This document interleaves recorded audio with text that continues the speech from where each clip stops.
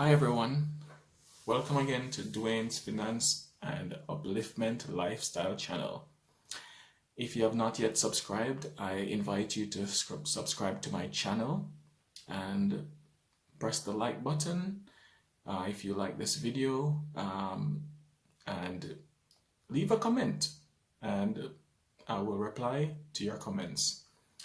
Today I will be talking about my experience getting jobs here in Canada, and this is just my experience. I'm not an immigration consultant, or I'm just basically informing persons of my experience here in Canada, what I went through after completing my studies, and hopefully this information will be beneficial to other persons who have intentions of coming to Canada and transitioning to worker status or transitioning to permanent residence.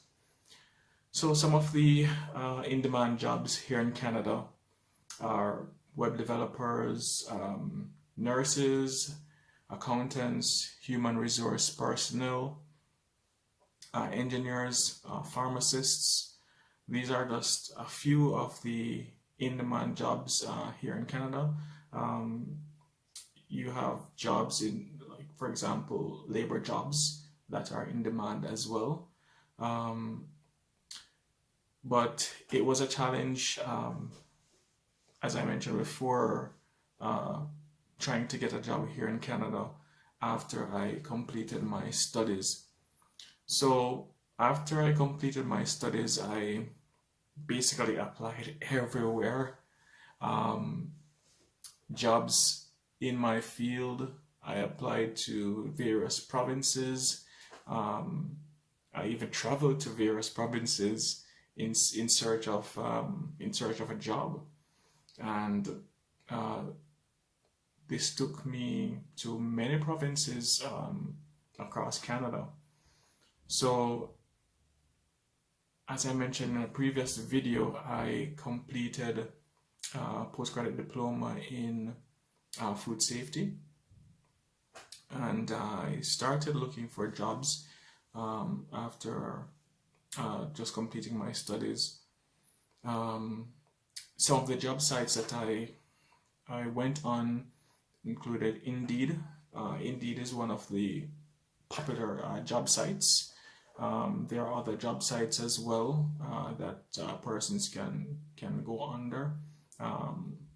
Monster is one of them, and you have various other job sites out there that you can search for jobs. But I basically went on Indeed and applied for jobs in my field. Sent out a lot of resumes. I can't even count how many resumes I sent out, but it was a lot of resumes that I sent out. But one thing I found though is that many of the employers are not quite receptive to persons who are internationals, and especially if you don't have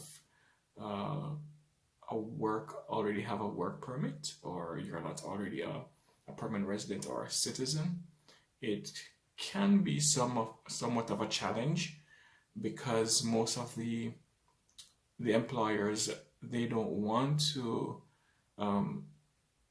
sponsor persons. They don't want to go through that entire process to apply for work permits for international persons. So that proved to be a challenge, because when I started sending out applications,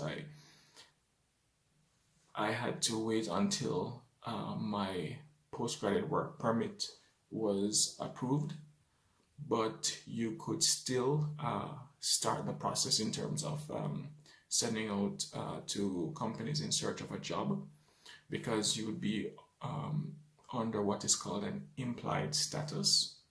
So that's basically when you're going to transition from, say for instance, a study permit to a a worker. So I was in the process of applying for my postgraduate work permit. So it took maybe about 3 months for the process to be completed. But I was, as I mentioned before, I was sending out applications to various companies. So my journey, let me start from the beginning. So I started applying for jobs in Newfoundland, but I didn't know where I was going to get a job because opportunities job-wise in my area of study, there were not many opportunities in Newfoundland. So I sent to other provinces. I was in Toronto for about a couple of weeks, and while I was there, I was searching out for job opportunities, but nothing was really forthcoming. I also sent out applications to Nova Scotia, BC, British Columbia, Alberta, but there was an opportunity that came up in Nova Scotia, and they seemed quite interested in me. And well, I didn't know where I was going to end up, and nothing was really working out in Toronto because Toronto is very competitive. And there was nothing forthcoming while I was there for a couple of weeks while I was job searching. So I decided to take a risk, and I went over to Halifax in Nova Scotia. Didn't know where I was going to stay, but I managed to secure a place to rent while I was in Toronto, and I flew over to Halifax, Nova Scotia. And I remember when I was on my way, I flew from Toronto, then we stopped over in Montreal, then from Montreal to Halifax. I basically took a bus from Halifax International Airport, and it was maybe about an hour and a half drive to downtown Halifax, where I got a place to rent. And then while I was there, I went for the interview. Interview went pretty well, but I realized that on the interview that there were other applicants. There were like 3 shortlisted persons, and one of those persons was already an employee who was at that company. So that kind of raised some red flags for me, and the interview went pretty well, but the person who interviewed me said that there were like 3 applicants, and one of them was someone who works at the company. So right there and then I knew that even though I did well on the interview, they were going to take on the other person who was already working at that company. And I find that in many instances that they tend to take on their internal persons first, because that's, in my opinion, if they see someone there, they would first take on that internal person.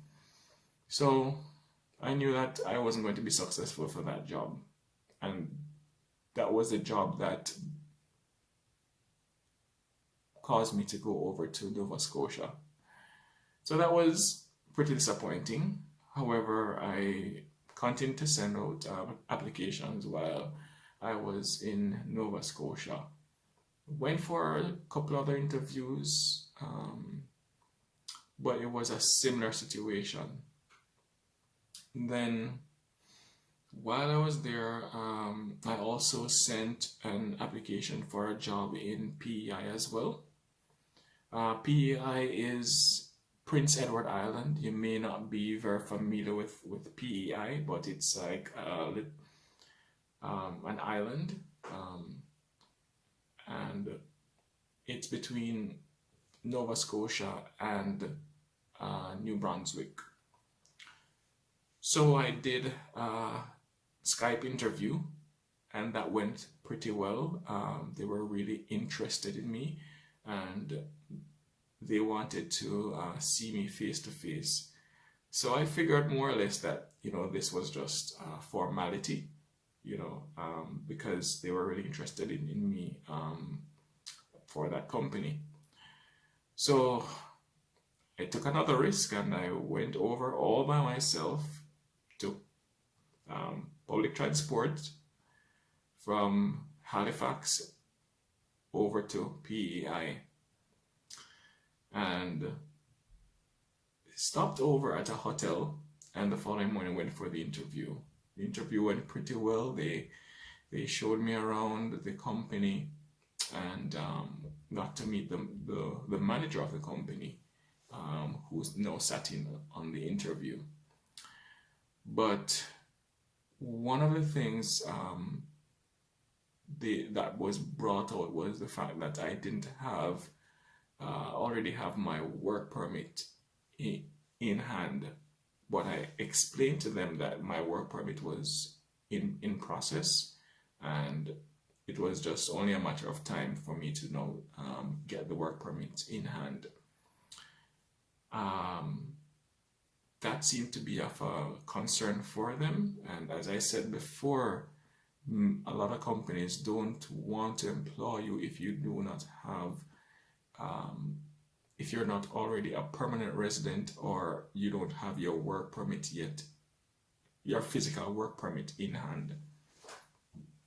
So even though they were really impressed by me, they didn't want to let me know at first what was the situation.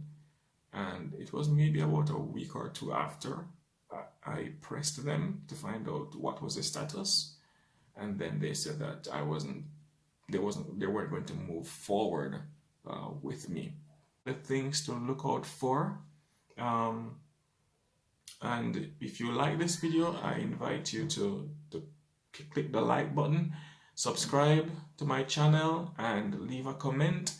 And thank you so much, YouTube family, for tuning in to another episode of Dwayne's Finance and Upliftment Lifestyle channel. If you have not yet subscribed, please subscribe to my channel, press the like button, and leave a comment, and tune in next time. And thanks again. Blessings.